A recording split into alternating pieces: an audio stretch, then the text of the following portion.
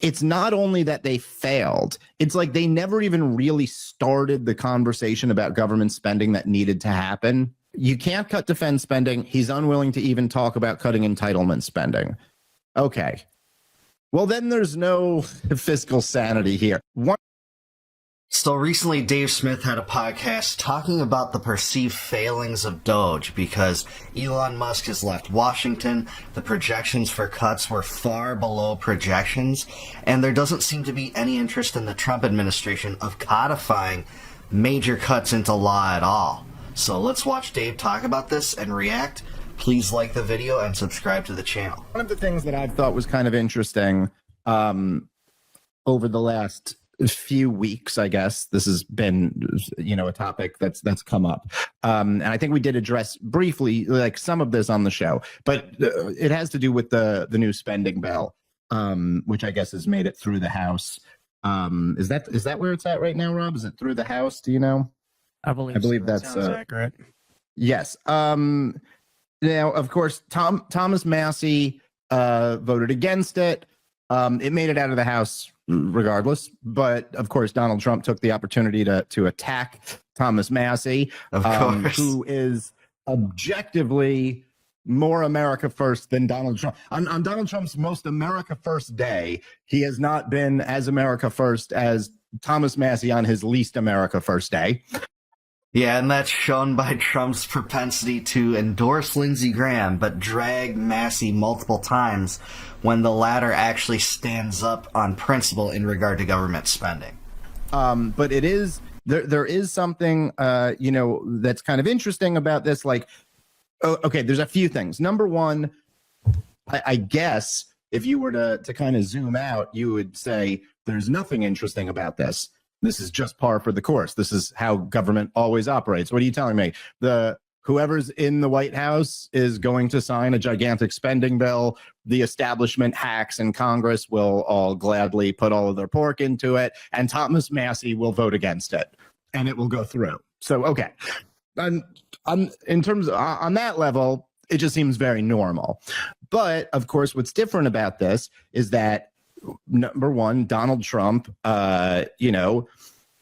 he claimed, and many people around, or many of his supporters claimed, that he was kind of duped the first time. It would be different this time. Obviously, he had the whole DOGE experiment behind him. But with all of that happening, essentially, we just got another giant spending bill crammed through. And I think, you see the CBO numbers on this, they're never right about anything. It's always worse than what the Congressional Budget Office says it's going to be. But even they are claiming it's going to raise the debt by $4 trillion over the next 10 years. It's just more of the same. None of the cuts that people were hoping might come through, and even the stuff they're talking about these tinkering around the edges, like maybe they're going to try to clean up a little bit of the fraud in Medicaid or something like that. Now, of course, it's I'll say it's interesting because when it comes to government spending, it's almost the only topic in politics today that's still so boring. Like everything else is like new and crazy and wild, but when it comes to government spending, it's the most boring arguments for it. It's the most boring criticisms against it. Of course, MSNBC could sit there and go, they're slashing government. They're kicking everybody off of welfare or something like this. But yeah, what Dave said earlier is true. If Washington, D.C. had a theme, it's this time it'll be different. And that's, I guess, U.S. politics in general. This time it'll be different. Lots of Trump fans saying that in terms of spending. Trump's never seemed to have a sincere interest in cutting spending, by the way. And I hate to be cynical about this. I would have loved for Trump to be inaugurated and he actually to be taking a different path on these types of issues, but that's not what we have here. And instead, he seems to use his political acumen and his political popularity, which is essentially as high as I've seen probably in my lifetime since maybe the days after 9/11 for the Bush administration, or maybe some of Reagan's days, to actually drag fiscal hawks like Thomas Massey, like Rand Paul over this on Twitter and other platforms. And use his political power and popularity to whip Republicans to extend Biden-level spending under the CR. So that's what we have right now. What we're really looking at is just, it's another meet the new boss, same as the old boss type deal here, where Donald Trump is going to demonize the only principled member of the House, or one of the very few. The DOGE effort seems to have completely failed. And here we go off the fiscal cliff. This is on Donald Trump. And don't get me wrong, there's a lot of people who you can blame and a lot of people who you can point fingers at, like a lot, you know. Yeah, let's not be wrong. The Republican Congress is completely complicit with all this. They don't have to just echo what Donald Trump says. I get that it's tough to do that. It's tough to buck what he says and go against it for sure in terms of political purposes. But it's not like they're honor bound and legally bound to do what he wants in terms of spending bills. The Congress has the power of the purse, not the president. But the president does seem to just guide the Congress, and the Congress gives him almost unlimited deference outside of a few people. This is Washington, D.C. afterward, and we're talking about, when you're talking about government spending, you're talking about what is D.C.'s budget. And so obviously there's a lot of forces in DC who are like, we'd like our budget to be as high as possible. Like, you know, kind of to be expected.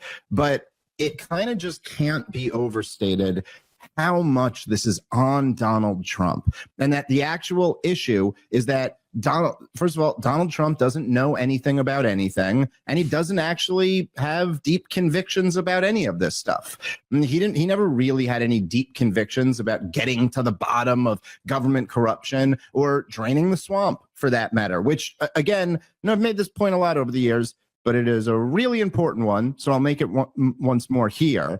Government spending is the swamp. That's the swamp. You want to drain the swamp, then you have to cut government spending. You want to continue the swamp, you continue government spending. You want to increase the swamp, increase government spending.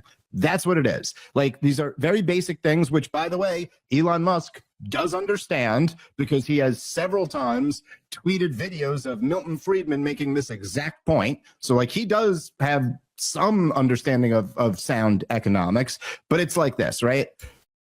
Yeah, I think Dave's right here. When it comes to draining the swamp, for all the rhetoric there, not only is it to cut spending, it's also to eliminate bureaucracies. And that doesn't mean reform. You can't reform evil and come away with non-evil. And there hasn't even been reforms of these intelligence agencies, including the ones that played a role in trying to frame him for treason, like the FBI and DOJ. Instead, he just puts, his trusted loyalists in place that, in the run-up to the election say, hey, we're going to release the Epstein files, Black Book, Day One, and all this stuff, and then never do that, by the way. That's what's been going on. Government spending is the tax. It doesn't matter what your tax rate is. The real measure of taxation is government spending, because in order for government to spend, the government has three mechanisms by which they can spend money. Number one, they can tax you, and they can spend the money that they've taxed from you. Number two, they can borrow the money, and essentially borrowing the money is just promising to tax you in the future. So they're borrowing against their tax slaves, which are us. And if they borrow, they can pay it back with what they can tax us from. And then the third mechanism is to print money. And printing money is essentially a tax too. It's, it's just a tax paid in a different form. They're just robbing your purchasing power in order to spend money. Yeah, that's exactly what they do. That's the job of the Federal Reserve, is to impose a tax that in some ways is the least palatable tax because it's not even legislated. Politicians don't even have to raise taxes these days in this corrupt financial system. They just have to have the central banking oligarchy print more money, expand the monetary supply, and that devalues the remaining money that exists. We've seen this in the last few years, especially when the Fed created almost half of the dollars that exist today in a single year during the COVID regime. I think that was between 2020 and 2021 to finance CARES and other things. And that, had sweeping ramifications that were negative on the American populace. And so, by the way, this is the reason why, if anyone else did what government does, it'd be a crime. The reason why counterfeiting money is a crime is because you're robbing from everybody else. It's not just like counterfeiting shouldn't be illegal if this wasn't the case. It's not like if you can counterfeit money, it's not like you just found a cheat code and now you get free stuff. You're robbing from everybody else by lowering the value of their money to get it for yourself. So that's what government's doing. Yeah. They're doing the same thing, okay? So if you understand that all government can do is tax you or promise to tax you in the future, then that's what government spending is. And when you talk about the swamp, what is the swamp? The swamp is that Washington, D.C. is filled with the most corrupt monsters in the goddamn world, and that they only get money and resources from extracting it from the American workers. That the American working people have to have their money stolen from them, extracted to these criminals in DC so that they can spend their money on all types of corrupt and destructive shit. You have, if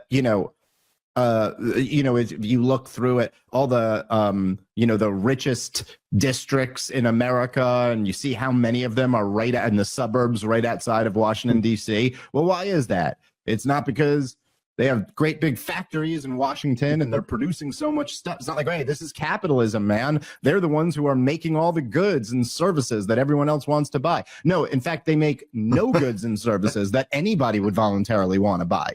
They make war. They make, They make the surveillance state, the extortion apparatus, the war machine, like Dave noted. It's nothing that the American consumers want in a voluntary condition, that's for sure. Like you say, bunch of grants for green energy companies, but that's the whole essence. That's government spending. Okay, that it is the swamp.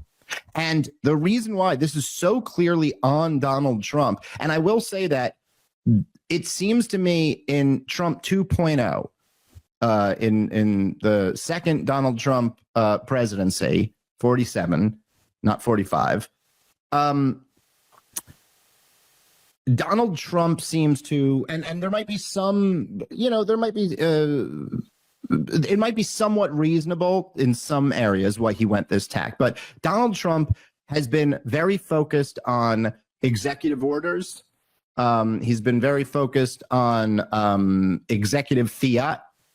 He seemed to be somewhat focused on this DOGE thing, which was a creation of the executive. And not so much with Congress. Now, on some level, you might say that, Congress is corrupt and Congress has failed on all of these things, so he's pursuing these other means. But the reason why I point this out is to make it very clear, because there's really no passing the buck here. Donald Trump, this DOGE thing, first of all, was very popular with the American people. And Donald Trump was in a position, when Donald Trump has, when he first came in for his second term, and he has record high approval ratings for Trump, his highest approval ratings ever. When he's north of 50% in terms of his approval rating. You have to understand what that means is that Donald Trump's approval rating amongst Republicans is in the high 90s. Donald Trump came in where the Republicans are all behind him. And what that means is that Donald Trump has enormous leverage over the Congress. If he wanted to, he could pick a few issues and go straight, instead of blasting Thomas Massey for having some fucking principles, he could have said, listen, every goddamn Republican who's in the Congress, every single one of you have said you care about limited government. You've said you're against big government. You're for small government. You're for, balancing the budget. You're against this fiscal insanity. He could have been like, look, here's the DOGE bill. I'm presenting it to Congress. There's nothing in this. It's a 3-page bill that says we're going to meet DOGE's spending cuts, recommendations. And if any Republican votes against it, we're primarying you. Yeah, that's exactly right. I think this is Dave's best point so far in this entire video. Trump's political leverage is enormous. He has a mandate as far as Republicans are concerned, and their party controls both houses. So instead of using his leverage to push it in that direction where there needs to be spending cuts, and maybe Massey has it right, he's done the exact opposite and actually used his political might, his political leverage, to drag the people that actually want to stand up for eliminating government spending and curtailing the excesses and the fraud and, getting to the bottom of this, that we're going off a fiscal cliff. I think Musk understands it when Musk tweeted about, how, I tried my best in a recent reply to talking about DOGE. It seems to come off kind of somber, like he really did his best. We know that Musk did have speeches in front of Trump's cabinet saying, hey guys, this is really serious. We have to cut spending. And no one seems to listen. The Congress doesn't even listen. The people that are closest to you, or supposed to be closest to you, are won over more by national lobbies than they are you, clearly. There's only one representative for each about 800,000 people at this point. Congress isn't truly representative, and this is just another way that it's proving it. Donald Trump is going to keep a list and expose them for the frauds they are, and they'd have to fall in line. They would have had no choice. The thing is, he just doesn't care about the issue that much. He liked having Elon Musk around the campaign. He liked the energy that brought. He liked having a guy who would give him a couple $100 million. He liked having a guy who would make sure his message is spread far and wide on X, make sure his people aren't censored, things like that. But at the end of it, he just didn't really care about cutting government spending. And the thing that's so frustrating, Rob, is that Donald Trump does seem to have, look, he's in this situation here that's so unique. Not only having such a high approval rating amongst Republicans, having the ability to put pressure on them, but also he doesn't have another election to win. He doesn't have to worry about getting reelected. And Right, he doesn't have to placate the big government leftists and progressives that want to spend enormously more money on free stuff, which is never free, by the way. It's always extracted from someone else. But he doesn't have to worry about those concerns anymore. But he still doesn't care. And that's why he's a big government Republican. That's why a lot of people call it the uniparty. There's very low amounts of differences between the two parties, despite all the theatrics outside of maybe abortion and immigration. That's about it. And even there's not much of a change in policy in Washington right now. He's even said with the tariff stuff that he's willing to take some short-term pain to have a bigger overall correction that would put America on more solid ground. But he just doesn't know enough to know that the only way to actually do that, or the most important thing, would be to hack up government spending and government regulations. That's the thing that, while not the regulations, but while spending, there might be some short-term pain. And I'm not even sure there would be too much of that, to be honest. Me neither. It would put us on a long-term, like on solid footing. And yet he just doesn't choose to care about this issue. So I'm sorry, this is on Donald Trump now. And that's that. My instincts from the very beginning were that DOGE was not going to be successful, that DOGE was essentially a made-up government department, but I was like, well, look, maybe this will be great. They'll at least get the issue addressed, and they'll get people talking about government spending again. Yeah, that's what I thought too. I had that exact same thought because Musk controls the biggest news source in the world right now. That is what X is. And all of this ability to project these ideas to the masses, it's an insanely big asset, and it's a megaphone. It's a messaging megaphone to communicate this to the American people. And I think that was actually, at the beginning, pretty successfully done. That's why DOGE was so popular with the masses. Even the corporate media had to run these polls showing that, despite their, propensity to say the sky is falling, everyone's going to be kicked off of all these entitlement schemes and such. They wouldn't call them schemes, of course, but you know what I'm talking about. And they had to actually show these polls a few times about how popular it actually was. So Dave's right on the money here. And then there was, now I will say, as I said this on the show, but I had dinner with Vivek Ramaswamy. He was really high on DOGE. He was like, nah, dude, we're going to blow you away. There's going to be some great things we're going to do. A few weeks later, he was out of DOGE, but regardless, I am humble enough to go like, all right, look, I have my preconceived notions. I have my views on things. But look, obviously, like Elon Musk and Vivek Ramaswamy are incredibly brilliant, incredibly successful people. It's like, hey, maybe these guys actually got something figured out that I don't know about, and they're going to be able to maneuver away here. But yeah, that's kind of what I thought too. Not only because both of them have been successful in the business world, not only running Tesla and, Twitter/X and SpaceX, and on Vivek's side, Roivant, successful companies. I thought that their actions in those roles actually showed that maybe some of this is possible, and maybe I'm being too much of a cynic, because when Musk stepped into the offices in Twitter in California, I think he cut like 70% of the workforce, something like that, 50 to 70%. I'd have to check my numbers on that. But he cut a significant amount of the workforce to go along with him in, for the future of Twitter and what became X. So he had shown a record of doing just that in the business world, or being willing to do that. Of course, it's a little bit different here when you don't have all the levers at your disposal. Congress presumably does in many regard, but it doesn't seem like he was able to even convince that many people in the bureaucracy that this was the way to go, this in the Trump administration. That didn't end up happening. And now, to the point that you made before, Rob, there is, it's true that when you were selling the thing as fraud and abuse, it's perhaps true that this was a more palatable way to sell cuts in government spending, to point out the fact that, hey, look, there are these areas that we all agree, like everyone agrees there shouldn't be fraud in Medicare. So, okay, like maybe we have a difference of opinion about, whether Medicare is a good program or Medicaid's a good program or not, but we could all agree on the fraud. And look, we found all this fraud and USAID and all these other things.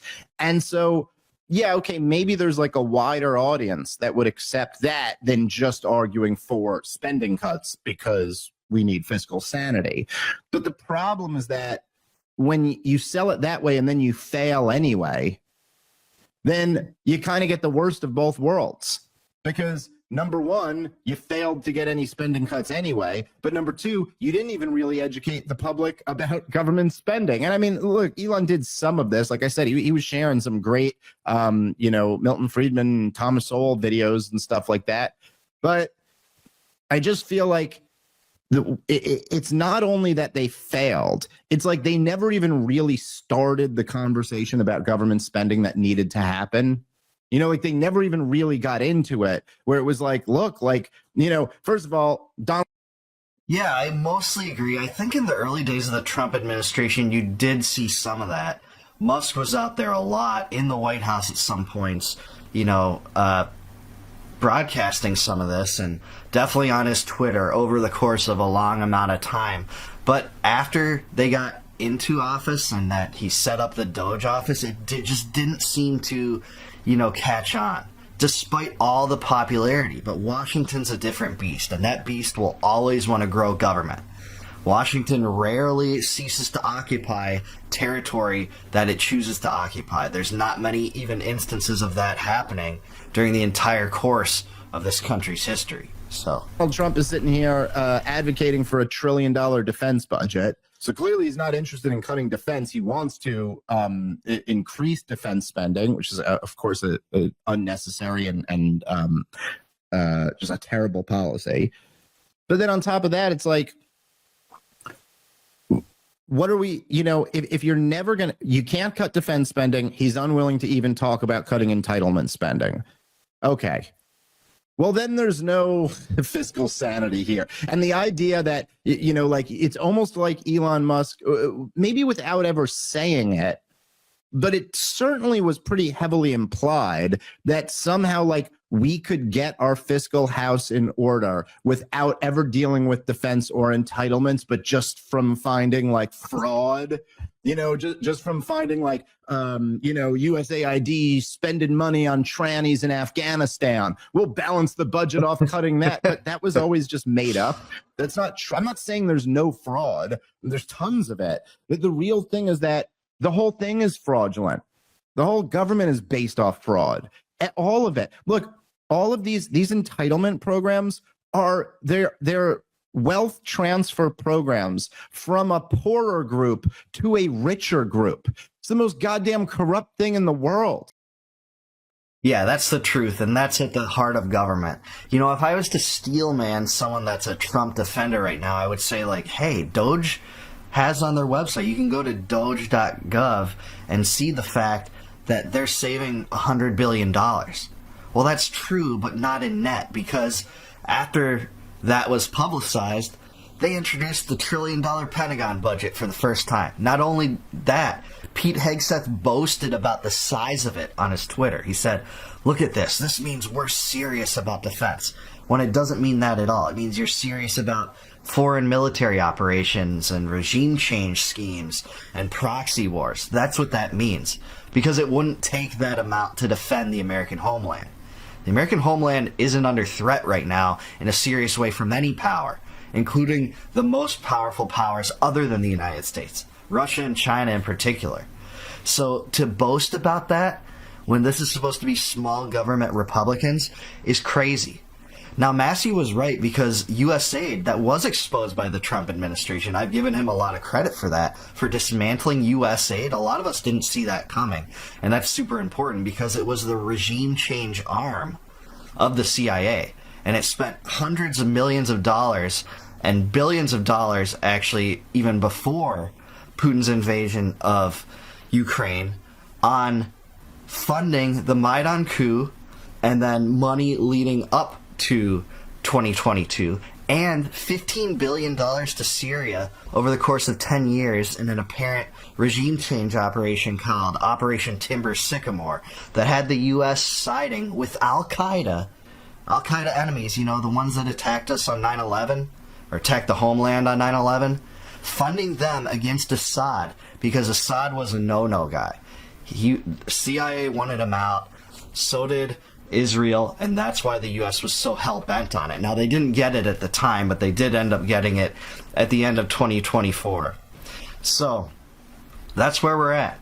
We're being pushed off the financial cliff, and, it's not pretty, because the Republicans sure seem complicit with it. Not only do they just seem complicit with it, and they don't have to drag Massey, who stands up for these principles of smaller government, they could remain silent and still get their legislation through. But instead, many of the MAGA acolytes go to Twitter and drag Massey and call him a Democrat for actually standing up for lesser spending.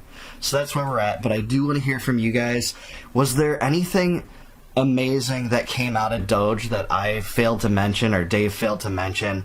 Or what do you think about DOGE? Did it fail? Did it succeed in any way? Am I too hard on it? Let me know in a comment down below.